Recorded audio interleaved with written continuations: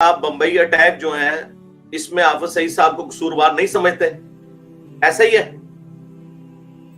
جی نہیں. اچھا ہاں، لیکن جب یہ اٹیک ہوئے تھے نا تو جماعت الدعوہ کی پورے پاکستان کی مساجد میں اجمل قصاب کو جماعت الدعوہ نے نہ صرف آن کیا تھا، میں نے خود جمعے پڑھے ہوئے ہیں ان کے بڑے بڑے لوگوں کے پیچھے، ٹھیک ہے، بلکہ فخریہ بتاتے تھے یہ ہم نے کام کروایا. لہذا یہ جو دنیا کی آنکھوں میں دھول جھونکنا اور چیز ہے. اگر انہوں نے نہیں کروایا تھا تو انہوں نے چندے بٹورنے کے لیے کیا پورے پاکستان میں یہ جمعے پڑھائے کہ اجمل قصاب ہمارا بندہ ہے، ہم نے اسے ٹریننگ دی ہے، یہ ہم نے کروایا؟ اس وقت ان کو شرم نہیں آئی یہ بات کرتے ہوئے؟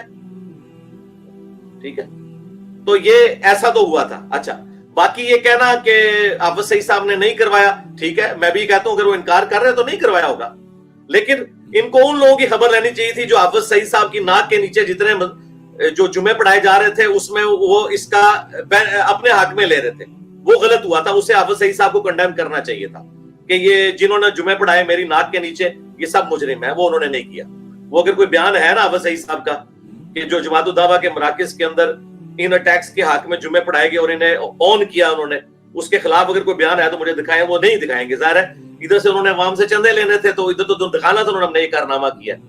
تو باقی میں آپ کے ساتھ ہوں کہ اگر وہ انکار کرتے نہیں، میں نے بحث نہیں کرنی بھائی، آپ کی بات کا جواب دینا ہے. آپ نے میرا موقع پوچھا نا، میں جواب دے رہا ہوں، وہ جو بعد میں آپ تحقیق خود کر لیجئے گا، میں اپنا موقف سامنے رکھ رہا ہوں. باقی رہ گیا جو کشمیر کے ساتھ ہمارے جو حالات خراب ہوئے ہیں، اس معاملے میں سب سے بڑا مجرم جو ہے وہ انگریزوں کو سمجھتا ہوں کہ وہ جاتے ہوئے یہ ایک مصیبت ہمارے گلے ڈال گئے انڈیا اور پاکستان کے درمیان بون آف کنٹینشن کے طور پر، اور جان بوجھ کے انہوں نے یہ ایک مسئلہ چھوڑا ہے. ادھر انہوں نے مسئلہ یہ والا چھوڑا ہے اور ادھر انہوں نے فلسطین کا مسئلہ چھوڑ دیا جان بوجھ کے، تاکہ سب کانٹیننٹ کے مسلمان یہاں پہ پھنسے رہیں، عرب مسلمان وہاں پہ پھنسے رہیں. اور ظاہر ہے کہ ہم تو کچھ بھی نہیں کر سکتے تھے، فاتح قومیں تھی اس وقت، اور دنیا کا نیو ورلڈ آرڈر انہوں نے ہی لکھنا تھا جو دوسری جنگ عظیم میں کامیاب ہونے والی تھی. ہم تو اس وقت مفتو ہو چکے تھے ان کے ہاتھوں. تو ظاہر ہے جو انہوں نے کرنا تھا وہ انہوں نے کیا. تو میں تو قطعاً اس حق میں نہیں ہوں کہ پاکستان جو ہے وہ اس طریقے سے جو کچھ حافظ سعید صاحب کے ذریعے اگر وہ کلیم کرتے ہیں کہ وہ کشمیر میں جو جہاد ہوا، تو میں اس جہاد کے حق میں نہیں ہوں. جہاد کرنے کا یہ طریقہ ہی نہیں ہے. جہاد کرنے کا طریقہ جو سورۃ الانفال میں ہے وہ یہ ہے کہ جس قوم کے ساتھ تمہارا معاہدہ ہے تم اعلانیہ معاہدہ ان کی طرف پھینکو گے، اس معاہدے کو توڑو گے اور پھر ان سے جہاد کرو گے.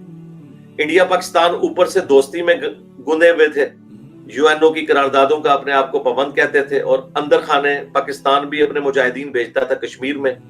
انڈیا اپنے سو کالڈ جو مجاہدین ہیں جو ہماری نظر میں ٹیررسٹ ہیں وہ بھیجتا تھا بلوچستان میں، اور انہی میں سے ایک آپ کو پتا ہے پاکستان فوج نے پکڑا بھی جو ان کا نیوی کمانڈر ہے گلبوشن تو یادیو، وہ یہ سارا کچھ ادھر کرتا رہا. ہم نے ان دونوں باتوں کو غلط سمجھتے ہیں قرآن و سنت کی روح سے. جہاد کو نہیں غلط سمجھتے بلکہ اس طریقے سے جہاد کرنے کو غلط سمجھتے ہیں. جہاد کے لیے اوپن آپ کو معاہدہ توڑنا ہوگا اور اعلانیہ جنگ ڈکلیئر کرنی پڑے گی. اسی کے ثبوت میں ابو داؤد ترمذی میں حدیث ہے، حضرت معاویہ رضی اللہ تعالیٰ عنہ کے دور ملوکیت کے اندر رومن امپائر کے ساتھ جو بچی کچی تھی حضرت عمر فاروق رضی اللہ عنہ کے دور کے بعد، وہ جزیہ دیتے تھے، ان کے ساتھ کچھ معاہدے تھے، اور ایک جو ان کی اسٹیٹ تھی اس سے جب معاہدہ کی مدت پوری ہونے والی تھی تو ایک دن پہلے حضرت معاویہ رضی اللہ تعالیٰ عنہ نے اپنی فوجیں لا کے بارڈر پہ بٹھا دی. یہ حدیث ابو داؤد میں بھی ہے اور ترمذی میں بھی صحیح سند کے ساتھ ہے. شیخ البانی نے بھی اسے صحیح کہا، ناصر الدین البانی نے بھی اور شیخ زبیر زئی نے بھی. تو جب انہوں نے وہاں بٹھا دی کہ بھئی آج مغرب کے وقت معاہدہ پورا ہو جائے گا، اس کی ڈیٹ ایکسپائر ہو جائے گی اور ہم ان پہ یک لخت حملہ کر کے تو ان سے علاقہ چھین لیں گے، تو ایک صحابی آگے بڑھے گھوڑے کو ایڑی لگا کے اور مسلمانوں کے لشکر کے سامنے آگے کھڑے ہو گئے. انہوں نے کہا میں تمہیں یہ کام نہیں کرنے دوں گا، کیونکہ رسول اللہ صلی اللہ علیہ وآلہ وسلم نے ہمیں منع فرمایا تھا کہ جس قوم کے ساتھ تمہارا معاہدہ ہو جب تک اعلانیہ اس معاہدے کو نہیں توڑتے ان کے خلاف جنگ نہیں کر سکتے.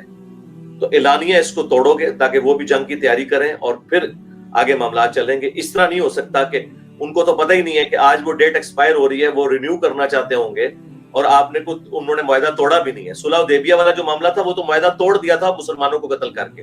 اور اسی لیے آپ دیکھیں ابو سفیان آئے تھے واپس کافروں کی طرف سے کہ جی آپ دوبارہ رینیو کر دیں، لیکن نبی علیہ السلام نے کہا چونکہ تم نے توڑ دیا معاہدہ لہٰذا وہ اعلانیہ جنگ ہوگی۔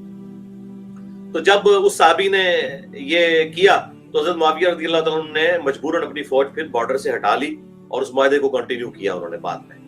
یہ حدیث ثبوت ہے، اور یہ حدیث سورۃ الانفال کی جو آیت ہے نا، جس قوم سے تمہارا معاہدہ ہو تو اعلانیہ معاہدوں کو توڑو گے، اس کانٹیکسٹ میں یہ حدیث جو ہے وہ مفسرین پیش کرتے ہیں ابو داؤد اور ترمذی کی، یہ چیز بتانے کے لیے کہ اسلام میں کچھ جنگی قوانین ہیں، کچھ جہاد کے قوانین ہیں، تو ان قوانین کا خیال جو ہے نا وہ معذرت کے ساتھ اس جہاد کشمیر میں نہیں رکھا گیا، اس لیے لہٰذا ہم اس کو غلط سمجھتے ہیں۔ اب آگے افغانستان کا جہاد، وہ بالکل ڈیفرنٹ تھا۔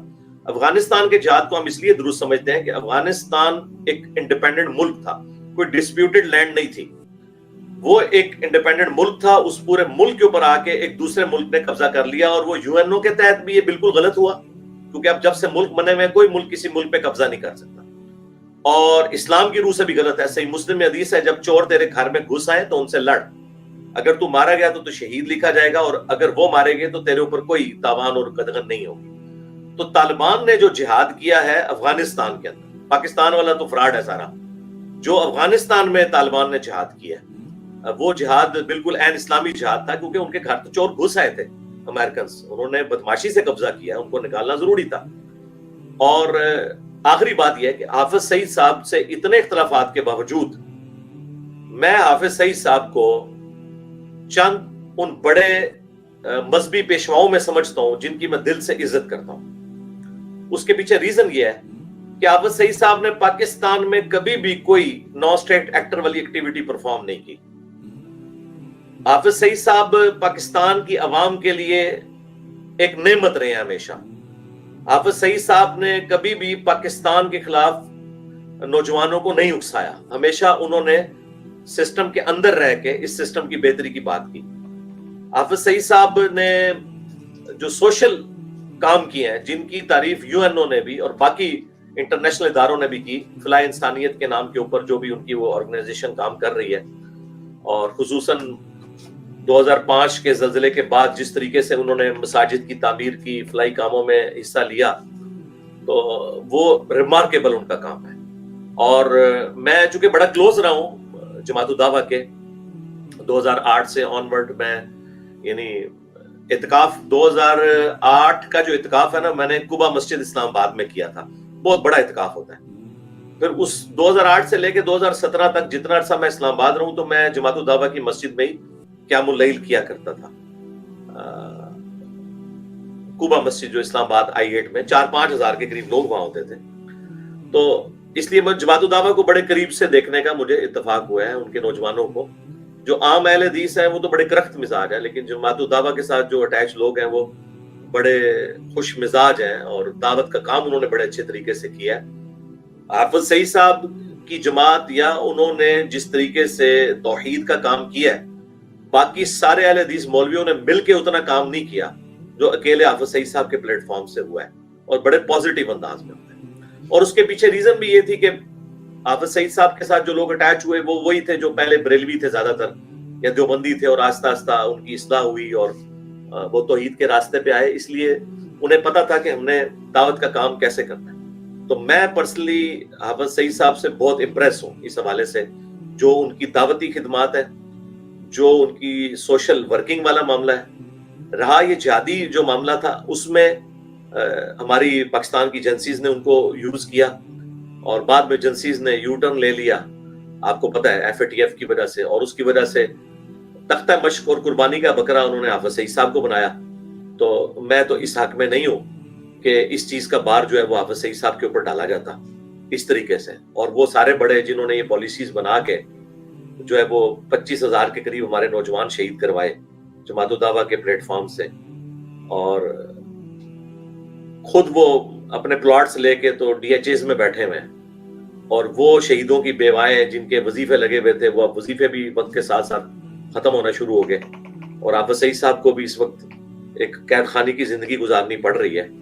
تو میں تو پرسنلی سمجھتا ہوں کہ حافظ سعید صاحب کو قربانی کا بکرا بنایا گیا، اور حالانکہ یہ وہ لوگ ہیں کہ جن لوگوں نے ان کو استعمال کیا تھا۔ تو حیرانگی اس لیے نہیں ہوتی ہے کہ انہوں نے تو ڈاکٹر عبد القدیر کو بھی قربانی کا بکرا بنا دیا تھا. ڈاکٹر عبد القدیر صاحب جب فوت ہوئے ہیں تو ان کے کسی بڑے نے ان کا جا کے جنازہ نہیں پڑھا.